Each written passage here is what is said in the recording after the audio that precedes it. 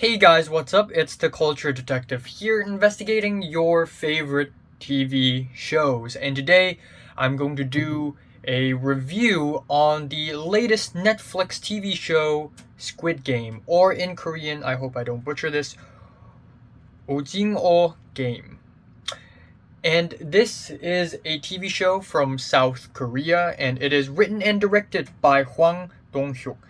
And everybody's talking about Squid Game. Squid Game is the most popular show on Netflix right now. It suddenly went viral, it blew up, and everybody's talking about it. Literally everybody's talking about it. People who don't seem to care about Korean dramas before are now talking about it too, like me.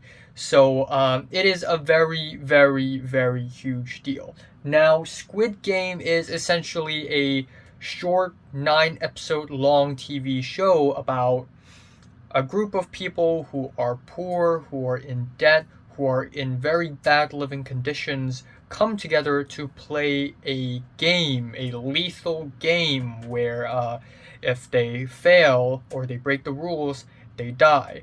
And a lot of people get killed, and then at the end, the winner gets the money, and that's basically the game. And a story like this is, let's admit it, not the most original idea ever.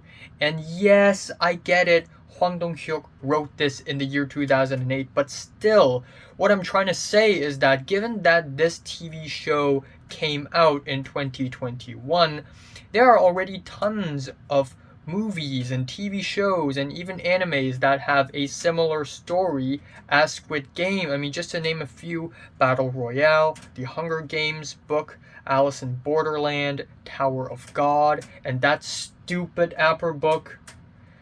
But yeah, Squid Game. I've seen a lot of internet discussions where people basically compare Alice in Borderland with Squid Game because they're both very similar shows. You know, people play games, they fail, they die, they win, they get rich.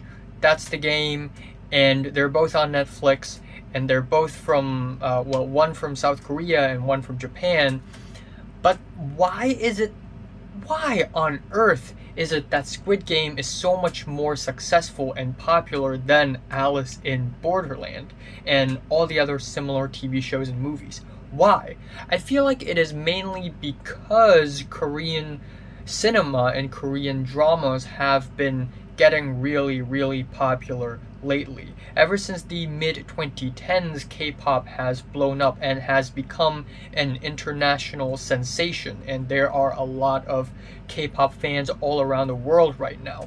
And then of course we have Korean cinema basically getting a huge W when Parasite won Best Picture in the Oscars, and also the American Korean film production Minari also subsequently became super successful. But ultimately, Korean dramas have been around and have been really successful. It is Korean dramas like My Love from Another Star as well as Kingdom which paved the way for Squid Game. So Squid Game blowing up and became super international is surprising, but not completely. But anyways, let's talk about Squid Game. Story-wise, it is actually quite typical and quite predictable. So we have the most typical character ensemble ever. So of course, among the players of this deadly lethal game, we have the asshole guy, the asshole girl, the smart guy, the smart girl, a naive man, a wise old man, and the main character who's a little bit impulsive and irrational, kind of kind, kind of funny, and a little bit smart maybe. And there you have it, the perfect formula for Squid Game and shows like this in general. But typical stories and typical characters are one thing, how you execute it is another thing. Now, I'm gonna be honest here. I thought this is gonna suck. I thought I was going to hate Squid Game, but actually, it was surprising because it is actually really good. Well, I actually didn't think I would hate it, but I thought I would be underwhelmed. But actually, it is pretty good. It is really entertaining, and I actually like it. The characters are really likable, and episode 1, the pilot episode, is a fantastic episode. It is a fantastic opener for the story. I feel like a lot of TV shows and animes do this poorly, where there is no act 1. But of all the Korean movies and the only Korean drama I've seen, which is Squid Game, the act 1 is always really, really well done. And that's what I can say for Squid Game, because immediately in the first 20 minutes of episode 1, I already like Gi-hoon's character. I already root for him. He's kind, he cares about his daughter, he's poor, we feel for him, and we legitimately want him to succeed. But anyways, the second half of episode 1 is just pure tension and suspense with the red light, green light game. Of course, the aesthetics of that game with the little girl turning the head, that was really cool. And some of the dialogues and acting are really over dramatic, but that I can kind of get the hang of. If there's one major problem I have with this show in general, in the technical way, it would be how a lot of the scenes are super overexposed. And I know it's intentional, I know that, but it's super overexposed even in scenes that aren't supposed to feel uncomfortable or suspenseful. That wasn't really pleasant to my eyes. Another problem I have is that some of the shots are like halfway, like the first half of the shot is in slow-mo and then it resumes its normal speed again. Those shots are a little bit too overdramatic, maybe a little cheesy. Anyways, we have episode 2, Hell. And episode 2 is essentially a back to reality episode where the characters are sent back to reality because they all, a majority of them decided to quit the game. And it is in one of the rules that if a majority of them vote to quit, they will all be sent back home. And I like it. A lot of animes, a lot of stories have a back to reality part. I mean, just look at friggin' Sword Art Online. Just look at ReZero. ReZero technically has a back to reality episode. Same goes for Squid Game. We have a back to reality episode where they sort of return to their own element, and I actually kind of enjoy it. Even though it for some reason has lower ratings, I actually still kind of enjoy it. I think the reason is that the placement of this episode is a little weird. Normally, if you want a back to reality episode, you wouldn't place it on episode 2. That's a little bit too early, but still, nonetheless, it is a necessary episode to establish the characters and to sort of make the story make more sense. You know, give the characters a second chance. Are you sure you want to play this game? Are you sure you want to resume your shitty, terrible life? It is your decision, and you can make it. And then we have episode 3, and the story gets really, really good from here on out. We have the Honeycomb game, which certainly is the most low-stakes game in the entire Squid Game. I mean, all of them are really high stakes, but this one is less anxiety-inducing, where they have to carve a piece of candy out of the melted sugar. And what I really like about this episode is that the writer managed to incorporate Korean culture into the drama, thus promoting the culture while have the people still enjoy the TV show. That is genius. And then of course we have episode 4, which is amazing. I love episode 4, where people realize that killing people outside of the game is okay, because it does not break the rules. So at night, people started killing each other. And it is plot points like this that made me appreciate the story. Clearly, the writer has gone over a lot of these scenarios, like, ooh, what if the players of the game start killing each other outside of the game? What if a police infiltrates the game? You know, what if one of the staff members running the game mess up? What if there's a mole in the inside? You know, and it's clear that Dong-hyuk clearly went over some of these details, which I find really cool. But that scene is legit pretty suspenseful, pretty anxiety-inducing, and I love it. But what I love even more is the third game, the Tug of War, because this is the first game where it's me versus you. It's us versus them. In the first two games, Red Light, Green Light, and Honeycomb, if you win, you win. You winning doesn't affect the other person winning. But in Tug of War, they're basically having the entire player count. Half of all the players will die because it's just us versus them. So that was really, really anxiety inducing. And the way Gi-hoon's team handled this is ingenious. I really, really, really love it when we have fights like this, when we have games like this.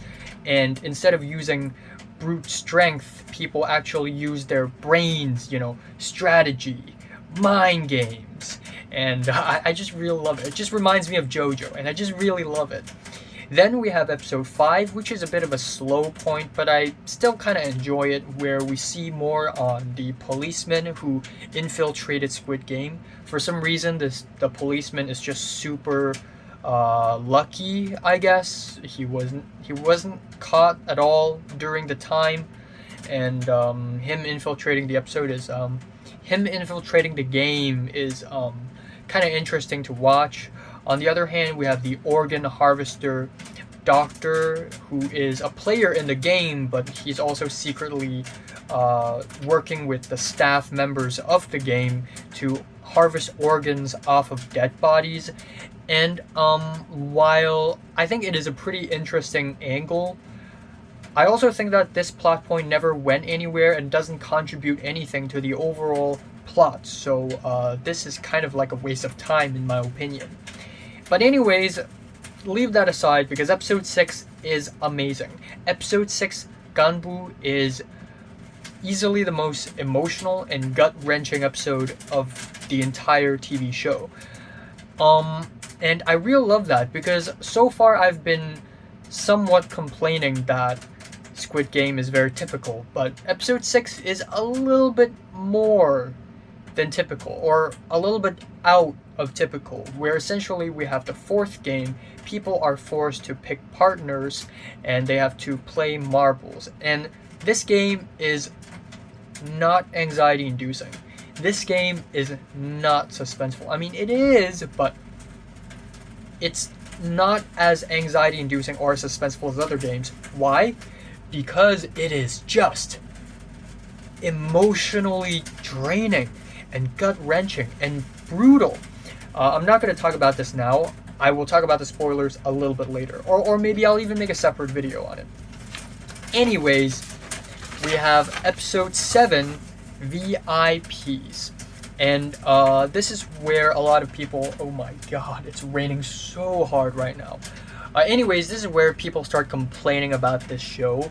First of all, on episode 7, we have the bridge game, where the remaining players must play the 5th game, where they walk on a glass bridge, and the glass bridge has 2 sides, and there are tempered glass panes, and then there are normal glass panes. If you stand on normal glass panes, you're going to fall and die.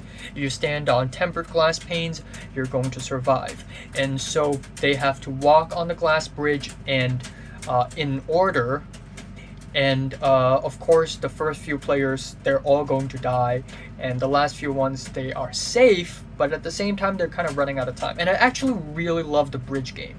It might be my favorite game out of all the games, because it is the most anxiety inducing in my opinion, because this game is actually not as simple as it seems to be. It's so much more than just, okay, you go first, and if you fall and die, then I know which glass pane to not step on. It's so much more complicated than that, because what if the first few players hesitate?